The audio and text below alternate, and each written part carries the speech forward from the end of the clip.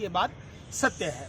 आखिर आज़ाद भारत में जब हमारा संविधान बाबा साहब अम्बेडकर ने दिया, उसके बाद जब उसमें साफ धर्मनिरपेक्षता की बातें हैं, समतामूलक समाज की बातें हैं, विचारों के अभिव्यक्ति की आज़ादी की बातें हैं, तो कौन लोग हैं जो इस तरीके के साजिश, षड्यंत्र, प्रयोग और संयोग क्या है, ये फैसला देश की आवाम को करना चाहिए।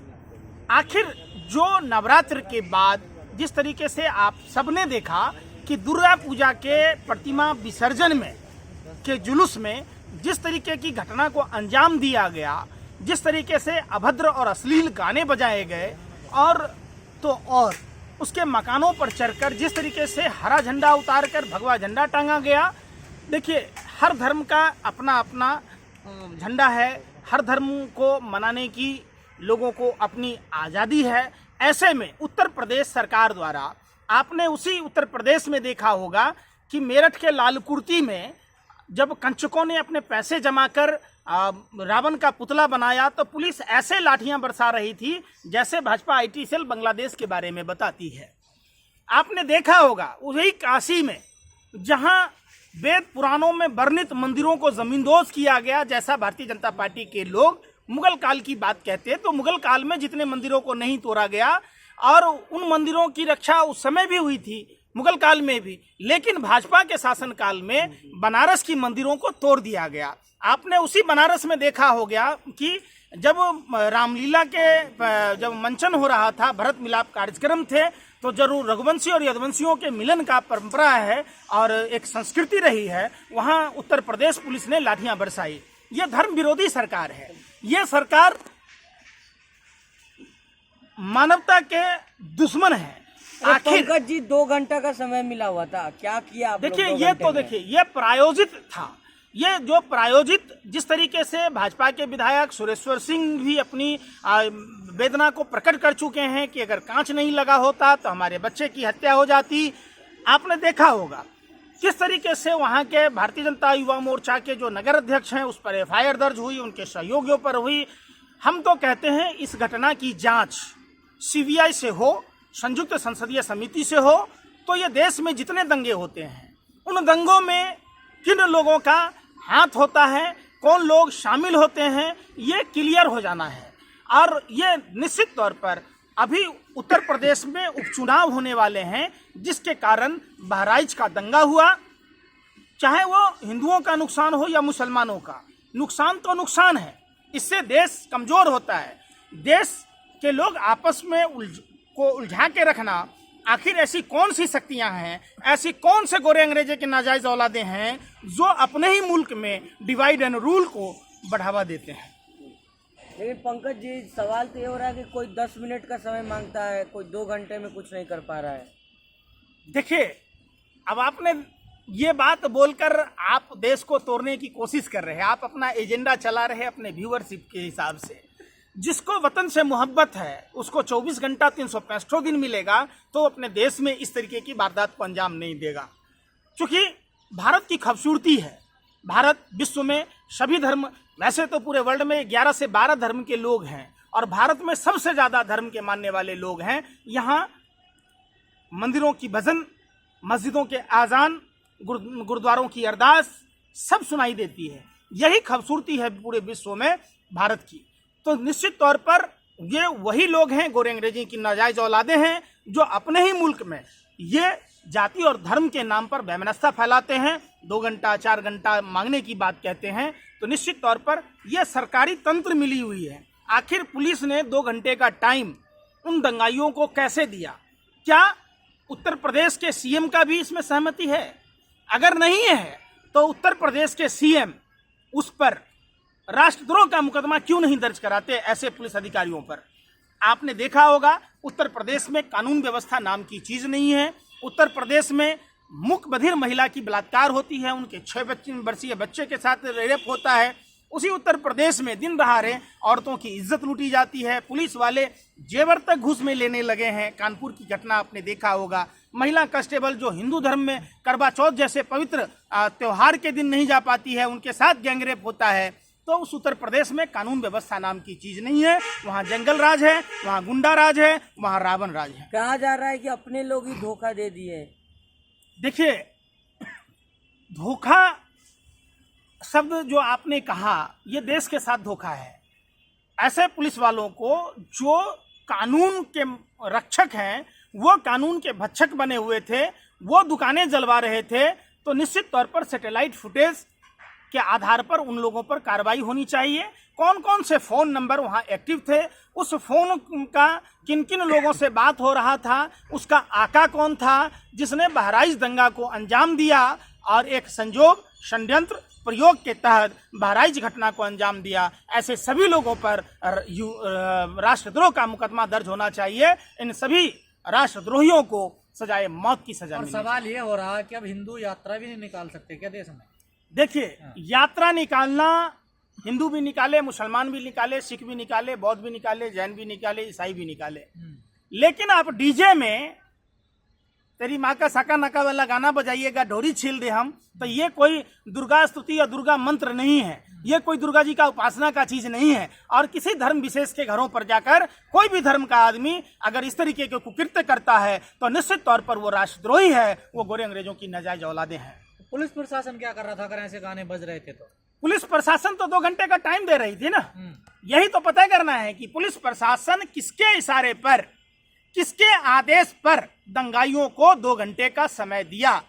यह तभी संभव है जब वहां सीबीआई जांच हो, सभी कौन कौन से फोन वहां एक्टिव थे और जो फोन एक्टिव थे उसका सीडीआर रिपोर्ट खंगाला जाना चाहिए, और जो लोग वहां थे सबका नार्को टेस्ट, पॉलीग्राफ टेस्ट होना चाहिए। इस दंगे के पीछे एक बहुत बड़ी साजिश, षड्यंत्र और प्रयोग है। मतलब आप कह रहे हैं कि योगी जी आग लगा रहे थे बहराइच में? ये आप अपने मन से कह रहे हैं। कहने का मतलब तो आपका वही है। अच्छा, पुलिस वाला क्या आपके कहने से 2 घंटे का टाइम दिया था? अरे आपका रिश्तेदार लग रहा था, आपका मामा था कि नाना था वहां जो 2 घंटे का टाइम दे रहा था।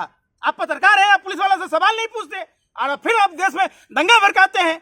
शर्म कीजिए। हमारा तो रिश्तेदार नहीं था वो पुलिस वाला, जिस पुलिस वाले ने 2 घंटे का टाइम दिया। क्यों जले हिंदू और मुसलमानों के घर? क्यों? कौन लोग हैं जो हिंदू युवाओं को आतंकी बना रहे? कौन देश के युवा भविष्यों के हाथों में तलवारें दे रहे, बम गोला बारूद दे रहे, जलाने की माचिस की तीली दे रहे, पेट्रोल दे रहे? कौन दे लोग दे रहे? अपने ही मुल्क को कमजोर कर रहे। आप सवाल नहीं पूछ रहे, आप दे रहे थे। अरे भैया, पुलिस वालों को आदेश किसने दिया? आपने पूछा? क्यों नहीं पूछा? योगी जी का इंसाफ नहीं दिख रहा आपको? कौन सा इंसाफ? इनकाउंटर है? कौन सा इनकाउंटर भैया? इनकाउंटर नहीं दिख रहा? अरे बताओ ना। अरे इनकाउंटर कराओ ना राजा भैया पर, कराओ ना लॉरेंस बिश्नोई पर, क्यों नहीं करवाते? अरे करवाओ ना उस पर जिसने महिला कांस्टेबल को करवा चौथ मनाने से रोका, उसके साथ रेप किया। करो ना। चित्रकूट में एक गूंगी महिला जो बोल नहीं सकती है, मुखबधिर महिला के साथ गैंग रेप किया, उसके 6 वर्षीय बच्ची के साथ रेप किया। अरे करो ना कि इनकाउंटर बीएचयू के छात्रा के साथ गैंग रेप करने वालों के साथ करो ना आप काउंटर। यूपी में हर दिन घटनाएं होती है, हर घंटे कम से कम 3 से 6 महिलाओं के बलात्कार होते हैं। वो दूरबीन कहाँ है आपका? जिस दूरबीन से गहना लदा हुआ देखते थे, वो भगवा दूरबीन कहाँ गया?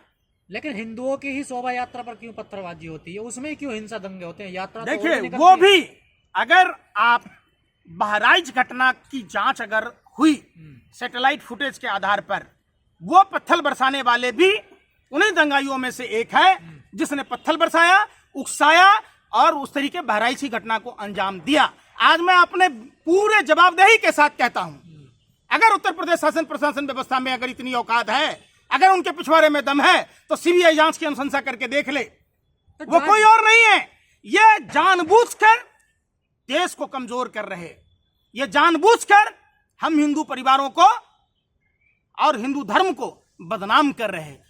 ये करने वाला कोई और नहीं है, ये गोरे अंग्रेजों की नाजायज औलादों की टोली है जो अपने ही मुल्क को कमजोर कर रहा है। गोरे अंग्रेजों का नियम था डिवाइड एंड रूल। आज आप एक बात बताइए, पत्थर बरसाना था तो जाकर वो जो घी सप्लाई करने वाली तिरुपति बालाजी में घी सप्लाई करने वाली कंपनी पर क्यों नहीं किया? क्यों नहीं किया? लड्डू बनाने जिसमें गाय की चर्बी, सुअर की चर्बी, मछली के तेल निर्मित घी, जो राम मंदिर तक को अभी पवित्र कर दिया, वो तिरुपति बालाजी का लड्डू, वो घी सप्लाई करने वाले लोगों पर और किन किन लोगों ने कमीशन खाया, किन किन लोगों ने चंदा लिया? ये हिंदू और मुसलमान दोनों धर्म की आस्था का सवाल है। यह आस्था का सवाल है जब दिव्यकंती, मंजन में हड्डी के चूरन, कैटल फिश, समुद्री फेन मिलते हैं। ये कौन लोग हैं जो एक दूसरे, आज फिर मंगल पांडे की याद आती है। आपको पता होगा 1857 का सिपाही विद्रोह भी ऐसे ही हुआ था। आज फिर अगर मंगल पांडे होते, विद्रोह करते, आखिर वो क्या कारण है कि भाजपा जब शासन और सत्ता में है, जहां उनकी सरकारें हैं और जगनमोहन रेड्डी और चंद्रबाबू नायडू, एक लेफ्ट है तो दूसरा राइट है मोदी जी के, आखिर मोदी जी के मुंह से, स्वास्थ्य मंत्री के मुंह से, गृह मंत्री के मुंह से कहां है बुलडोजर? उनका बुलडोजर उनके पिछवाड़े में चला गया। करोड़ों हिंदुओं के साथ धोखा हुआ। पर बहराइच पे इतना ढीला रवैया क्यों है सरकार का? क्यों नहीं जांच कराई? असली आरोपी को क्यों नहीं पकड़ा जा रहा? कौन था इसके पीछे? नहीं पकड़ा जाएगा। ये जानबूझकर कराया गया दंगा है। जिस तरीके से आपने साफ स्टिंग ऑपरेशन में देखा उस गजेरी को अपना स्टेटमेंट देते हुए, अगर सरकार की मंशा होती तो सरकार जांच करती। अगर वो जांच अगर निष्पक्ष रूप से जांच हुआ, सीबीआई से जांच हुआ, सैटेलाइट फुटेज के आधार पर हुआ, फोन डिटेल के आधार पर हुआ, तो पूरी की पूरी परत भाजपा आरएसएस की खुल जाएगी कि बहराइच घटना के पीछे कितना हाथ भाजपा और आरएसएस का है। तो मुसलमान निर्दोष है मतलब? देखिए, वहां हिंदू और मुसलमान दोनों निर्दोष हैं। ये उपद्रवी बाहर के लोग हैं। मैंने फिर आपको कहा था कि आप दिल्ली दंगों में भी देख लीजिए, एक एक लोग बरी हो रहे हैं। ये स्क्रिप्टेड था। आज भी गाजियाबाद के एक नरसिंहपुर गांव है जहां से 16 बच्चे आए थे, आज तक 9 से 7 बच्चे आज भी घर गांव नहीं पहुंच पाए। बाहर के लोग थे। ये बातें सब कुछ हो चुकी, लोकतंत्र के मंदिर में चर्चा हो चुकी, लेकिन उस पर जांच नहीं होती। देश को जलाया जा रहा। क्यों हो रहा है? इलेक्शन के समय पाकिस्तान से आए थे क्या? ये लोग पाकिस्तान से आए थे? ये तो आपको पता होगा, पाकिस्तान में आपका रिश्तेदार रहता है। अरे बिरयानी खाने तो आपका रिश्तेदार है ना जाता है पाकिस्तान डे पर बधाई देने तो आपका रिश्तेदार जाता है। अरे पाकिस्तान को भारत की खुफिया जानकारी देने वाला प्रदीप करूरकर आप ही का ना रिश्तेदार है। ध्रुव सक्सेना, कैलाश विजयवर्गीय का राइट हैंड जो भारत की खुफिया जानकारी देता है। जो शर्मा गैलेंट्री अवार्ड से नवाजा गया, वो भारत की खुफिया जानकारी पाकिस्तान को देता। रिश्तेदार तो आपका है ही ना। आप पत्रकार कभी वैसे लोगों से सवाल नहीं पूछते। आप बताइए कि प्रदीप करूरकर से आपने कितने बार सवाल पूछा? आप बताइए कि ध्रुव सक्सेना का आपने एक्सपोज करने वाला इंटरव्यू दिखाया? क्यों नहीं दिखाया? आप कभी तिरुपति बालाजी में जो घी कंपनी सप्लाई कर रही थी, कभी किसी मीडिया के दलालों ने उस पर कोई इंटरव्यू किया हो, कोई ब्लैक एंड व्हाइट चलाया हो, कोई आर पार चलाया हो, कोई हल्ला बोल चलाया हो? तो क्या यहाँ मुजरा गाने के लिए आप लोग हैं क्या? तथैया नाचने के लिए बैठे हैं क्या? यही पत्रकारिता है क्या? पत्रकार का मतलब होता है जो शासन सत्ता से सवाल पूछे, वो लोग पत्रकार हैं। आप शासन सत्ता से सवाल नहीं पूछते, आप पीएमओ का एजेंडा चलाते हैं, आप भाजपा का एजेंडा चलाते हैं, इसलिए आप दलाल हैं, आप गोदी मीडिया के लोग हैं, आप देश के सबसे बड़े आतंकी हैं, पूरे देश को जलाने का काम करते हैं। क्या बात है।